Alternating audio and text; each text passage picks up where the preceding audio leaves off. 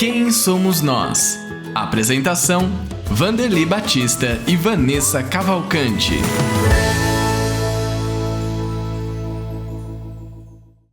Olá, seja muito bem-vindo e muito bem-vinda ao programa Quem Somos Nós, que é transmitido pela Rede Boa Nova de Rádio, pela TV Mundo Maior, emissoras da FEAL, Fundação Espírita André Luiz. Estamos aqui sempre trazendo a participação dos nossos convidados, que vão compartilhando aqui conosco, com os nossos ouvintes, as suas histórias, experiências, conquistas e seus desafios também.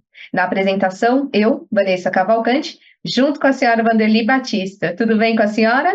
Tudo bem, Vanessa. Como sempre, é uma alegria a gente conviver, conversar com nossos convidados tão queridos, que vão trazendo suas experiências, que nos enriquecem muito e, com certeza, a todos os nossos seguidores. É isso mesmo, já estamos com ele aqui conectado, junto conosco para participar. Nossa gratidão já inicial por ter aceitado o convite.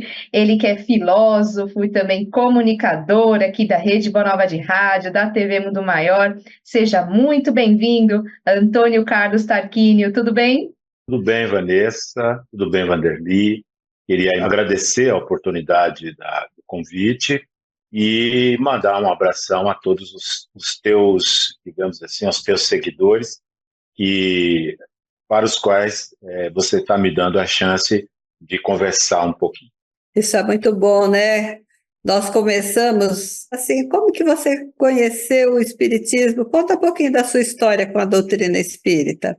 Olha, eu sou de família espírita, né? Meu pai e minha mãe, eles se converteram ao espiritismo, eu ainda era menino, e eles foram visitadores da casa transitória, que é uma casa assistencialista, né, ligada ao espiritismo, e que tinha um trabalho de visitar as pessoas que iam procurar a casa em busca de auxílio, principalmente as gestantes. Eles faziam parte daquele grupo de pessoas que ia às casas verificar se havia mesmo necessidade ou não, e aí, para filiar a pessoa à casa e as pessoas as grávidas receberem todos os benefícios que tinham lá, que eles ofereciam. Não sei se tem mais trabalho, né?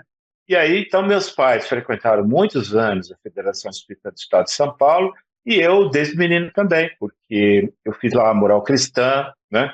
Uma das minhas professoras foi a Aglaé Silveira, que partiu recentemente, né? Faz pouco tempo que a Aglaé partiu. A Aglaé foi uma das minhas professoras de moral cristã na Federação Espírita do Estado de São Paulo.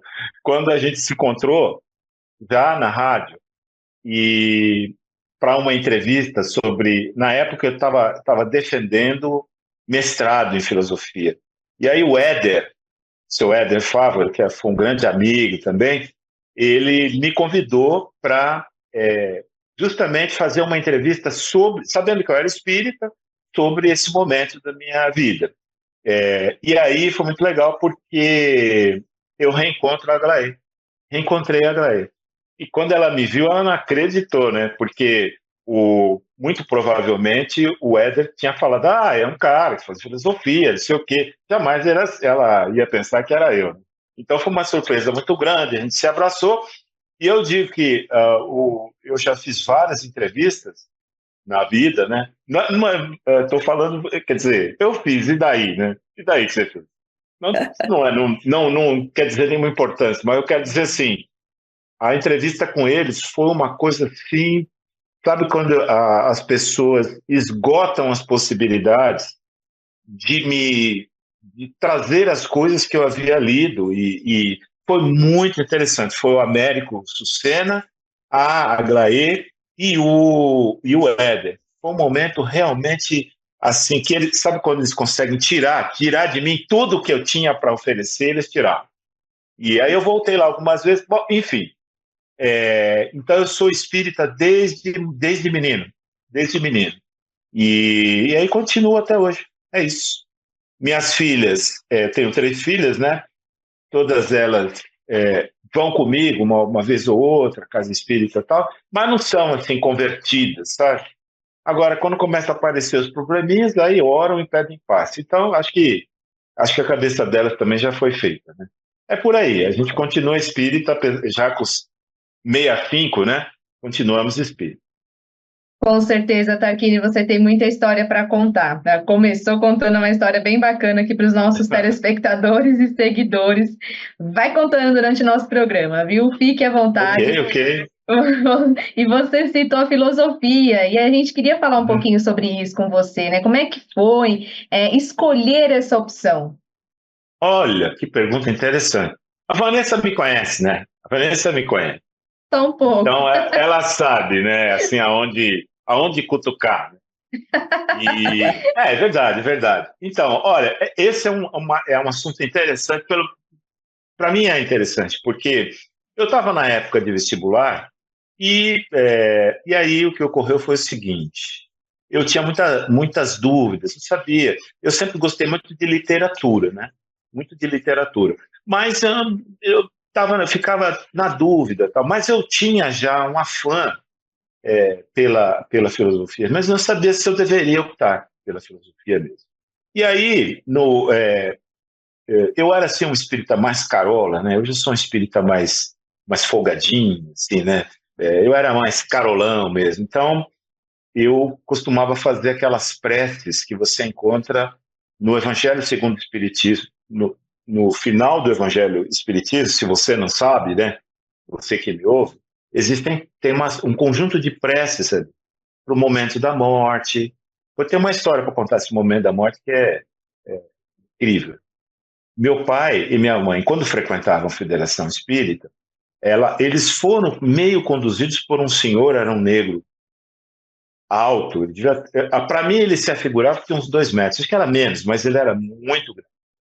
E ele, enfim, ele tinha uma companheira, essa companheira morava perto de casa.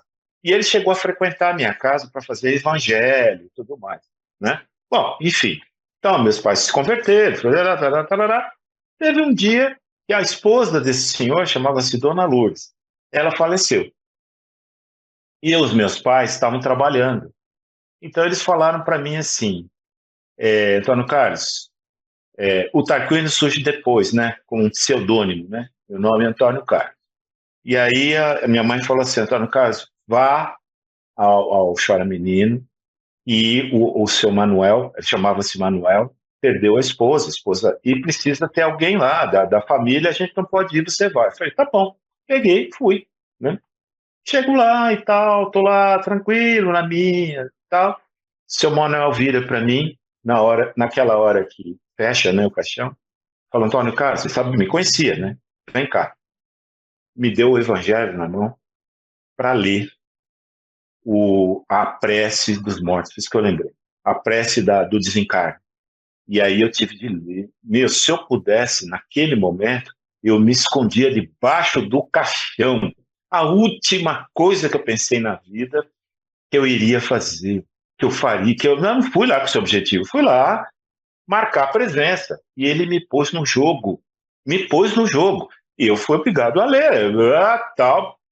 Ele percebeu que eu queria sair fora. Ele falou, não, vem aqui, você vai ler. E ele é um homem grande, né? Eu falei, eu vou ler mesmo. E li. Depois dali, eu nunca mais consegui escapar dessa função. Você veja que coisa, né? Já muitas vezes eu fui chamado para isso. Atualmente tenho sido chamado para casamentos também. Bem inexplicável, mas é. Muitas vezes por amigos dos filhos, das filhas, e às vezes pelos filhos dos amigos. Eu já fiz alguns casamentos já. Né? Mas essa da morte é interessante, né? É muito interessante, porque nunca que eu ia imaginar, nunca. Eu era muito menino, nem ia passar pela minha cabeça. E aí o que eu fiz? Eu fiz essa prece. Sabe aquela prece que você faz para quando você está em dúvida? Tem uma prece lá que é sobre isso, os espíritos se esclarecerem. Não foi a primeira vez, não, eu fiz muitas vezes. E numa dessas vezes, eu acordo lá da minha caminha, no meu quartinho e tal, acordei com a lembrança de uma melodia muito bonita, dessas assim, eu gosto muito do Milton, né? Sempre gostei muito do Milton. E o Milton cantava muito em falsete, né? muito em falsetas, repetia muitas melodias. Bom, nesse caso específico, havia um canto de várias vozes, e esse canto falava uma só coisa, filosofia. Era como se a filosofia fosse cantada. A palavra filosofia era cantada.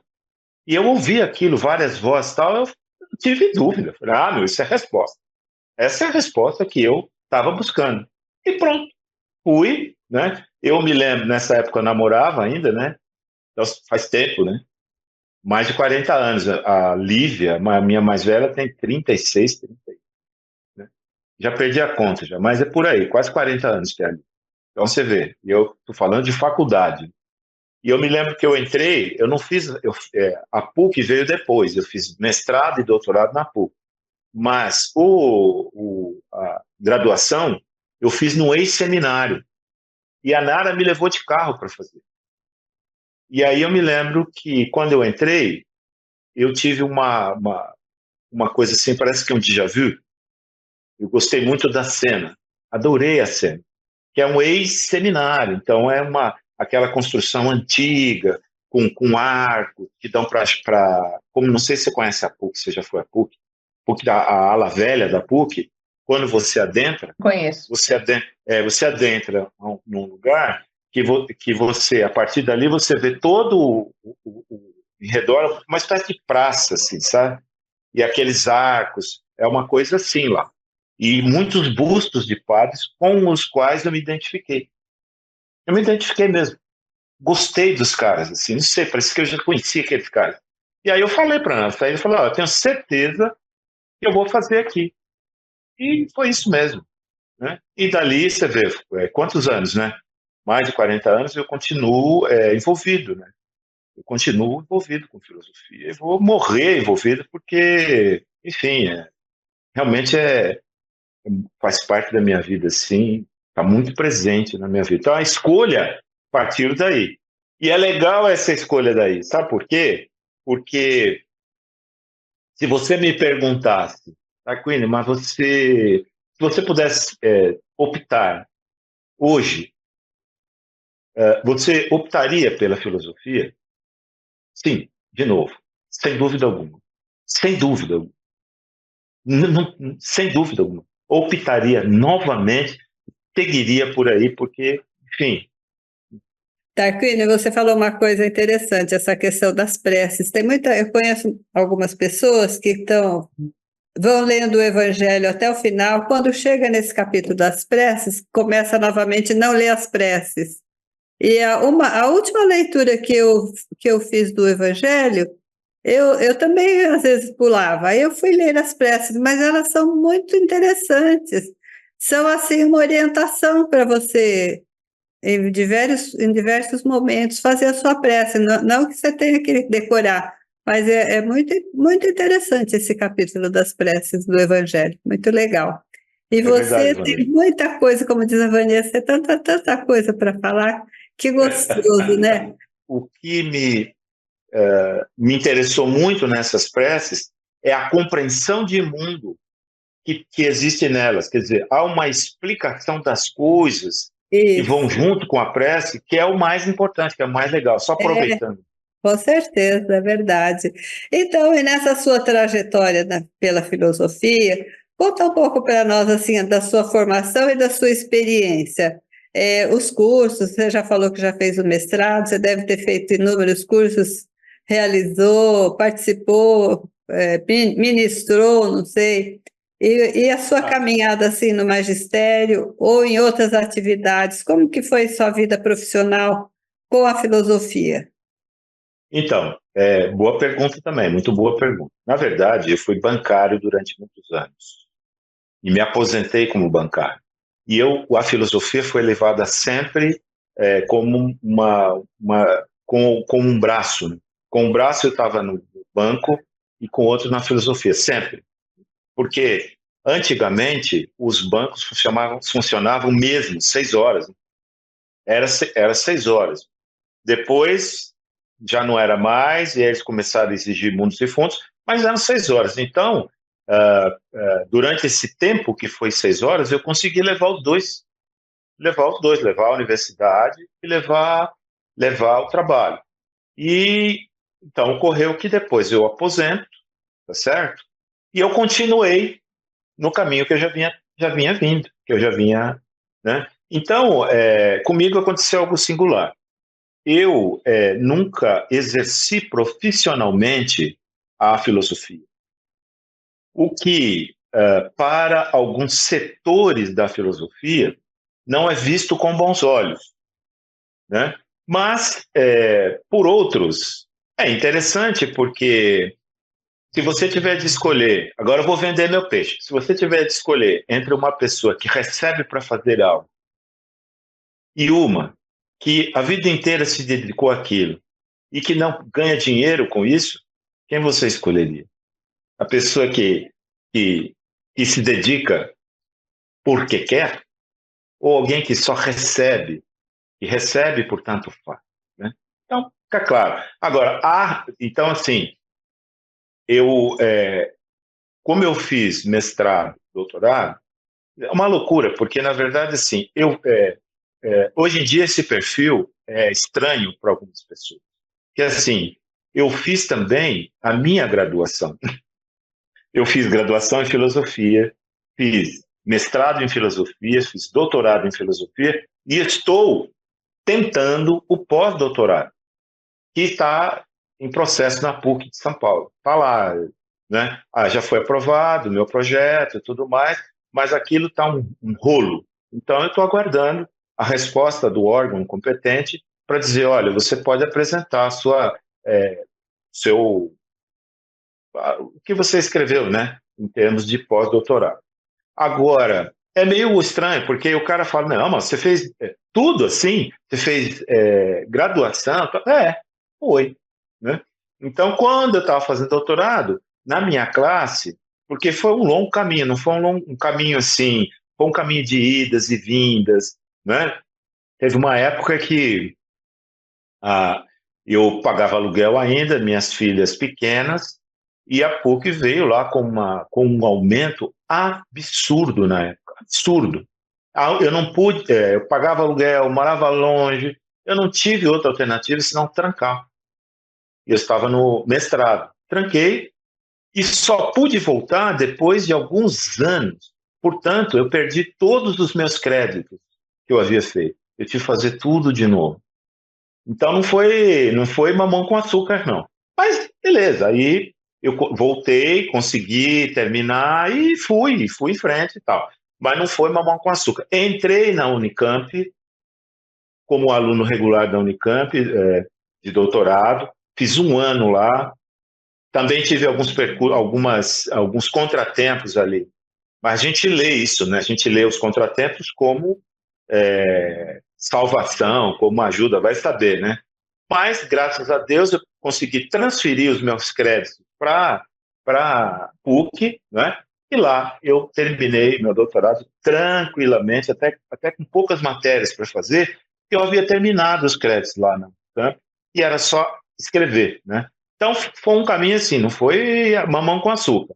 Mas, então, o que ocorre é assim, a minha formação me dá o direito de, por exemplo, participar de bancas. Então, eu sou convidado para uma ou para outra banca, às vezes de história, às vezes de filosofia, e eu participo com muita alegria, né?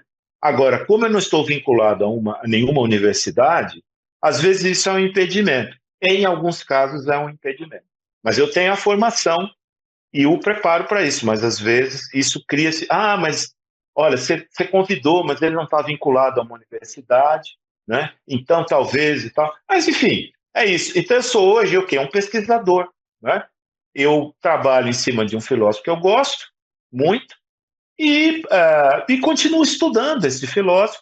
E como pesquisador eu escrevo textos, por exemplo, mais acadêmicos, publico em revista especializada e também gosto de escrever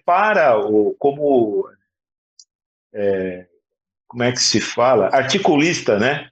Por aí afora, né? Tem alguns artigos que eu vou escrevendo, que são mais populares, não sei o quê. Escrevo até para nós aqui. Eu escrevo alguns artigos e eles são publicados também. Então, é muito legal, porque eu não tenho essa oneração de ter de dar aula. É lógico que eu dou, mas dou aula só daquilo que eu quero, do que eu gosto. Então, é muito legal, né? Eu atualmente não, vou propor um novo curso no IEF, que eu sei que a Astrid já andou passando por aqui, né? A Astrid já passou por aqui uns dias desses, né? Então, pouquíssimo tempo. Pois é, há pouco tempo. Então, então é assim, eu mando para ela e falo, olha, Astrid, eu estou pensando nesse curso, né? Até falei para ela agora, recém, falei, ó, o que você acha? Você acha melhor deixar para o ano que vem? Ela falou, imagina, vamos fazer já, em agosto você faz, né? Então, aí eu preparo o curso, né? O curso que eu quero, dou como eu quero, da maneira como eu gosto, aquilo que eu estudo, né? E tenho sido bastante feliz. Às vezes eu tenho 100 alunos. Imagina você, num curso de filosofia, num curso, você ter 10, 15 alunos, você agradece a Deus. 15. Na verdade, eu até prefiro 15, que é muito mais legal, muito mais fácil, né? Mas eu já tive semestres lá, mais de um semestre, de 100 alunos presencial. Presencial, não é online, não. Agora é tudo online, né? Então, e é isso mesmo. Quando eu abro a tela aqui, ó, tem assim 1000 caras aqui, assim. Depois você sabe, com o tempo diminui e tal, mas você acaba ficando com 70 alunos, é muita gente, muita gente. Então, Tarquínio, a gente só tem 2 minutos. E eu queria que você. Uma pena, mas eu queria que você falasse. A gente queria que você falasse como é participar do Encontro Amigos da Boa Nova como palestrante, você que já participou algumas vezes. Se você conseguir falar em 2 minutos. Olha, não, eu falo sim, por que não, né? O encontro, a gente demora para aprender que o encontro não é para a gente se pavonear, não é para se pavonear. O encontro é para, eu acho assim, uma grande parte das pessoas te vê ou falando no TV ou te ouve. Eles querem saber, esse que é o cara? Isso. E se já aconteceu, às vezes a pessoa vem e trouxe uma semente para mim, há alguns anos atrás, você fala tanto de verde, de plantado, se você tem um quintal, olha, eu trouxe a semente para você, entendeu? Então, é isso. Agora, como o tema era a conversão, né, de Saulo, né, então eu peguei o tema da palavra conversão para trabalhar. Marisa e eu, no caso de Marisa, pegou essa questão da mulher, né? Essa questão do apagamento da mulher, porque ela vai falar de Maria de Magdala. Maria de Magdala foi uma discípula de Cristo, a mais próxima dele foi ela. E os caras apagaram ela da história. Ela não aparece. E, coincidentemente, eu tinha dado um evangelho para ela, de Maria de Magdala. Olha que coisa, eu tinha há uns anos, muitos anos atrás, eu dei, sei lá, eu falei, você já ouviu falar desse evangelho e tal? E aí ela pegou esse evangelho e tal, e muito empolgada, e aí ela trouxe essa contribuição, que é uma fala que não é muito aceita por todo mundo, né? Que é uma fala um pouco, ela tem uma personalidade forte, ela tem uma fala muito positiva, muito clara também, mas ela é empolgante, né? E eu acho que ela deu a mensagem dela lá, que é uma mensagem, me perdoe, né? Um pouco à esquerda. Essa pauta da mulher, do lugar da mulher, é uma pauta um pouco à esquerda, e a gente sabe que os espíritas, em geral, são conservadores, né? Então, eu não sei como é que ficou isso, né? Mas foi muito gostoso participar, e quando se convidarem, eu vou. Depois, sabe como é que faz? Você pega o metrô, porque se é ali é bom por causa disso, né? Pega o metrozinho, meia hora minha mulher veio me pegar aqui na estação São Paulo. Estação São Paulo, já estava em casa já de macacão de novo, cuidando das plantas. Porque a gente não é nada, né? Não é nada. Quem é que é a gente? Quem somos nós, né? A gente não é nada. Entendeu? Esse é o nosso programa, quem somos nós? Vanessa, eu preciso perguntar uma coisa para ele vai responder só com uma palavra. Qual que é o seu filósofo preferido? Fiquei curiosa. Olha, Só pode falar o nome, não vai dar tempo. Epiteto. Pronto. Falei. Aê, respondido. Gratidão. Só temos uma palavra também a dizer aqui para o Tarquínio, né? Por ser fico nosso grato comunicador. Também. Muito bom o nosso programa de hoje, quanto aprendizado. Você acha que não, né? Mas eu acho que você acha que não, mas eu gosto muito de você, viu? Eu fiquei até chateado que você no encontro lá, você não veio falar comigo. E eu não consegui te encontrar, não consegui te achar. Oh. Você está me devendo, viu? Ela ficou trabalhando. Eu falei com você, você não lembra? Não, você deve ter falado, oi, e ó. Não, vem cá, vamos conversar. Foi um negócio meio, sabe, assim, oi, tchau. Você tá muito requisitado. Você tá requisitado. Eu mereço mais. Mereço mais. Gratidão ao Tarquínio. Parabéns pelo seu trabalho. Sucesso para você. E nós agradecemos aqui a toda a nossa sintonia, ao Henrique e a Thaís na produção, o Rogério aí na Geração TV. E você continua aqui na sintonia das emissoras da FEAL. Até o próximo Quem Somos Nós, Sra. Vanderly. Até lá. Um grande abraço, Antônio Carlos. Muito bom falar com você.